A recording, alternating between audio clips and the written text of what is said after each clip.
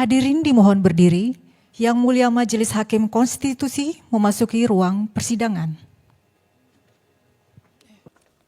Sidang perkara nomor 60 garing PU garis datang 22 Romawi 2024 dengan agenda sidang pendahuluan. Saya nyatakan dibuka dan persidangan terbuka untuk umum. Selamat siang, salam sejahtera bagi kita semua yang kami muliakan Majelis Panel Hakim Konstitusi. Izinkan kami perkenalkan dari pemohon hari ini yang hadir adalah kuasa hukum semuanya yang mulia.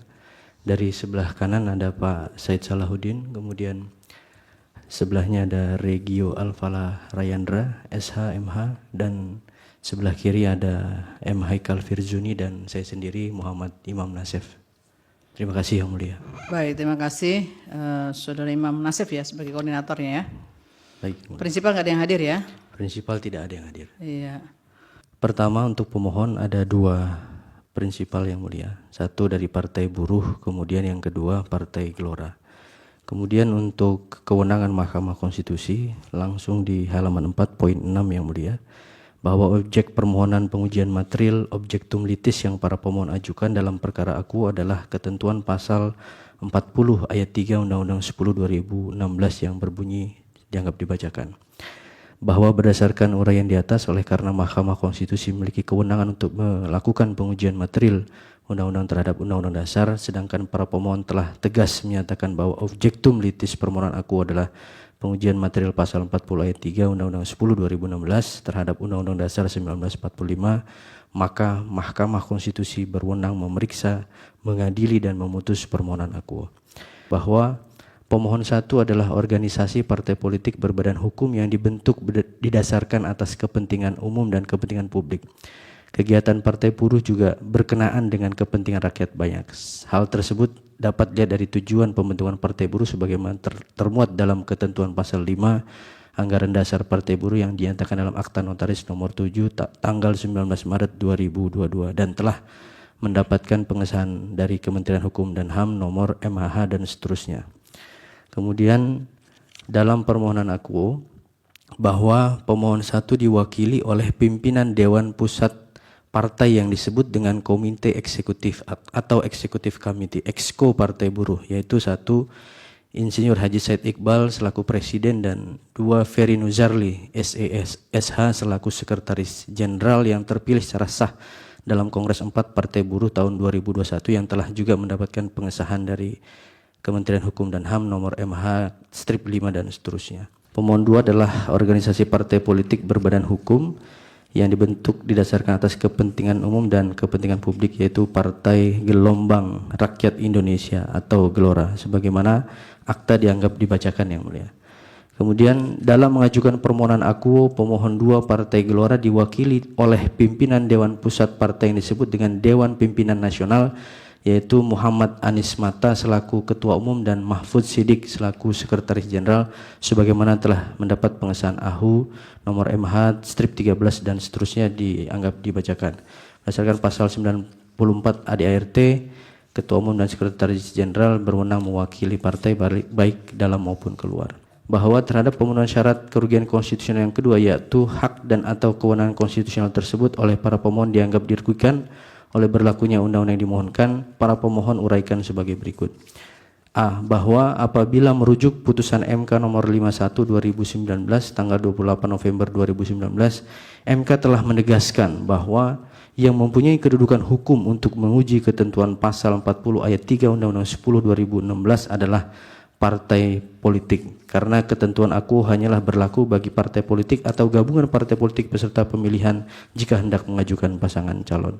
Kutipan putusan MK kami mohon dianggap dibacakan. Bahwa kerugian konstitusional para pemohon akibat berlakunya pasal 40 ayat 3 adalah karena pemohon selaku partai politik yang telah didirikan secara resmi dan telah mendapat pengesahan dari pemerintah, bahkan telah ditetapkan sebagai peserta pemilu 2024 dan memperoleh suara sah dalam pemilu tahun 2024 seharusnya memenuhi kualifikasi untuk mengajukan atau mendaftarkan pasangan calon kepala daerah sebagaimana ketentuan pasal 40 ayat 1 Undang-Undang 10 2016 baik berbasis pada perolehan kursi di lembaga perwakilan atau DPRD atau berbasis pada perolehan suara di dalam pemilihan umum. Bahwa akan tetapi dengan berlakunya ketentuan pasal 40 ayat 3 telah secara terang dan jelas menegasikan dan mereduksi bahwa hak konstitusional pemohon untuk mengajukan mendaftarkan pasangan calon kepala daerah berbasis perolehan suara sah dalam pemilu yang selengkapnya dapat dijelaskan sebagai berikut. Mohon dianggap dibacakan yang mulia. Bahwa para pemohon dalam ini mengalami kerugian konstitusional yang bersifat khusus dan aktual atau setidak-tidaknya potensial yang menurut penilaian yang wajar dapat dipastikan terjadi akibat berlakunya pasal 40 ayat 3 Undang-Undang 10 2016. Bahwa dalam pemilu DPRD tahun 2024 para pemohon telah memperoleh suara di beberapa provinsi dan atau kabupaten kota yang cukup signifikan, hanya saja belum memperoleh kursi di DPRD tersebut. Misalnya pemohon 1 memperoleh suara yang signifikan tetapi belum memperoleh kursi di DPRD di Provinsi Papua Barat Daya, Kabupaten Maluku Barat Daya, Kabupaten Kepulauan Tanimbar dan seterusnya. Pemohon 2 memperoleh suara yang signifikan tetapi belum memperoleh kursi DPRD di Provinsi Jawa Barat, Provinsi Jawa Tengah, Provinsi Jawa Timur, Provinsi Sulawesi Selatan, Provinsi Nusa Tenggara Barat, Kabupaten Bogor, Kabupaten Bandung, Kabupaten Tangerang, dan Kota Bandung, serta Kabupaten Cirebon. Bahwa berdasarkan peraturan KPU nomor 2 2024 dan seterusnya telah ditentukan tahapan pendaftaran pasangan calon kepala daerah akan dilaksanakan pada tanggal 27 Agustus 2024 sampai dengan tanggal 29 Agustus 2024. Oleh karena itu maka dengan berlakunya ketentuan pasal 40 ayat 3 Undang-Undang 10 2016 para pemohon secara aktual tidak dapat mengajukan pasangan calon kepala daerah dan menurut yang penilaian yang wajar telah merugikan hak konstitusional pemohon, khususnya pengajuan yang berbasis perolehan suara yang mulia. Hanya saja ini Partai Buruh dengan Partai Gelora ini lahir tahun berapa ya? Izin yang mulia, kalau Partai Buruh itu hasil Kongres kelima 2021 yang mulia. 2021. Ya. Sementara Partai Gelora Di 2020 yang mulia. 2020. Berarti setelah berlakunya Undang-Undang 10 2016 ya. Berarti ya memang belum lahir pada saat sebelum Undang-Undang. Izin yang mulia, kalau badan hukumnya Partai Buruh sudah ada yang mulia. Malah pernah ikut dengan aturan yang semua partai sudah. boleh, pernah ikut yang mulia. 2009 kan kami peserta pemilu juga. Lalu kemudian di 2000 Partai Buruh yang mulia. Kalau Partai Gelora memang baru yang mulia. Kalau badan sudah hukum ikut pemilu 2009 betul, dulu. Betul yang mulia. Terus kepengurusan yang saya maksud 2021 kepengurusan yang saat ini hasil Kongres terakhir yang mulia. ya. Pengurusannya ya. Yang untuk Partai Buruh, sementara Partai Gelora memang baru. Iya izin, artinya dengan aturan yang semua partai tanpa kursi boleh menjadi peserta menjadi pemohon pengusung calon pernah dialami oleh Partai Buruh sebelumnya, tapi yang sekarang nggak bisa. Nggak bisa. Dulu pernah mengalami boleh, sekarang justru nggak boleh. Oke. Posita yang digambarkan di sini, ya memang di sini sebutkan ada kaitannya dengan putusan Mahkamah nomor 51 ya. Nah, cuma ya nomor 51. Ya cuma yang 51 itu memang pengujiannya sama. Cuma tadi disebutkan itu beda anunya ya, dasar pengujiannya berbeda. Tutsin rondennya berbeda. Itu yang disebutkan tadi. Kemudian juga dulu yang diuji itu adalah kaitannya dengan ya 1, 2, 3 ya, sementara ini kan spesifik ayat 3 saja. Ya. Nah, kemudian juga ya putusan MK 51 itu kan ini tidak dapat diterima NO. Karena izin mahkamah ya. Yang dimaksud nomor 5 atau nomor 51 ya? Nomor 51. Oh, yang nomor 51 ya. Iya. Nomor 51 yang saya jelaskan ini supaya Anda melihat, saya ingin menyampaikan sedikit catatan tambahan di situ supaya ini lebih lengkap lagi ya. Jadi, nah di sini tentu saudara harusnya menyampaikan juga bahwa terkait pemohon pada 51 itu kan perseorangan. Nah, di sini sementara ini partai sebagaimana yang dimaksudkan dalam putusan tersebut gitu kan. Nah, jadi sudah artinya sudah inline dengan putusan karena pemohonnya ini adalah partai. Kan gitu. Nah, itu yang perlu dipertegas di situ kalau memang Anda sependapat dengan saya, tapi kalau tidak ya sudah nggak apa-apa, diabaikan saja. Kalau ini seperti ini gimana nih saudara membangun argumentasinya nih?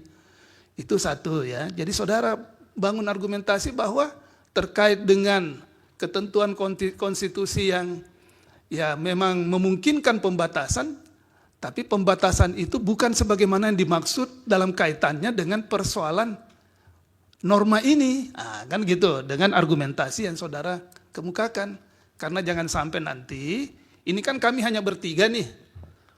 9 hakim, ada nanti hakim yang lain nanti menyatakan bahwa ini sepertinya ya tidak masuk akal juga karena konstitusi juga memberikan kemungkinan pembatasan itu. Nah, apa artinya? Anda sudah menjawab, ya, menjawab di permohonan saudara nanti perbaikan. Itu pun juga kalau Anda sependapat untuk mau memasukkan.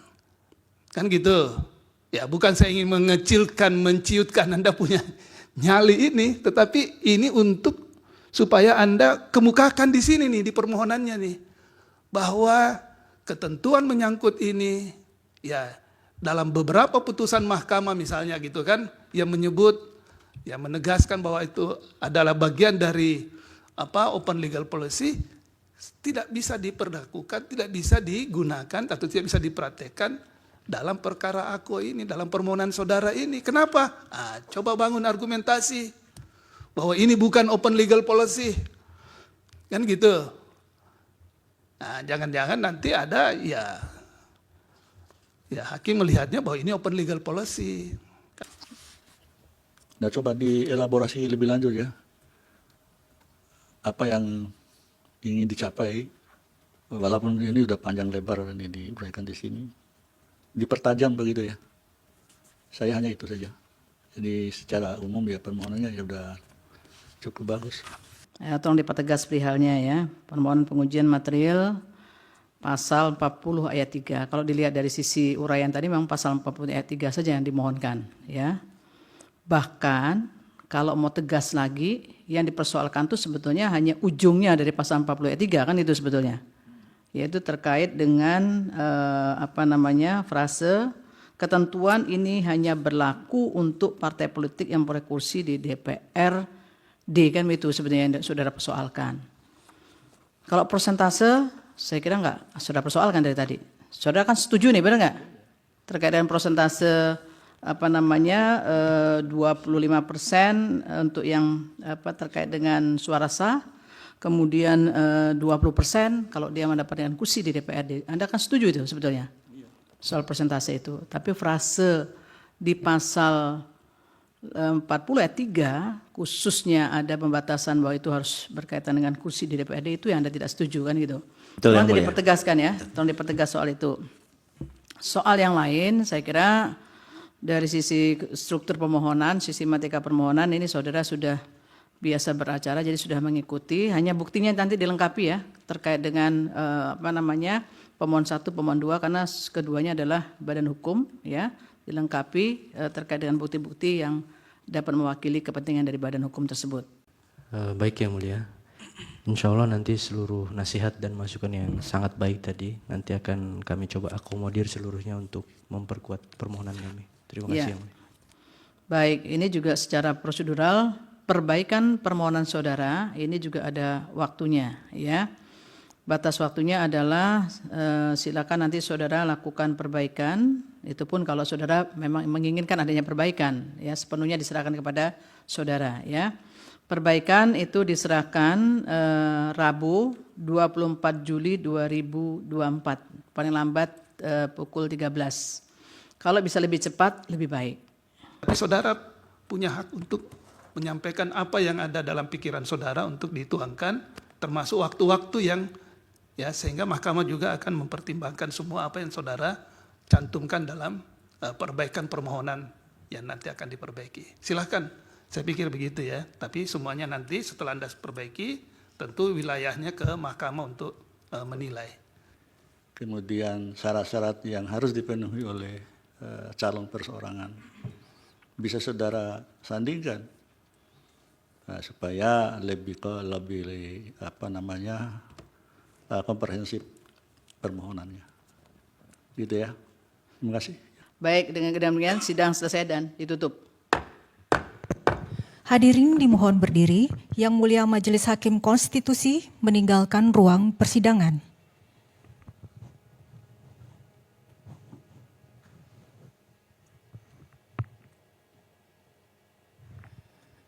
Hadirin disilakan duduk kembali. Hadirin yang kami hormati, demikianlah persidangan pada hari Kamis tanggal 11 Juli 2024 untuk perkara nomor 60/PU-22 Romawi/2024 telah selesai. Terima kasih, selamat sore.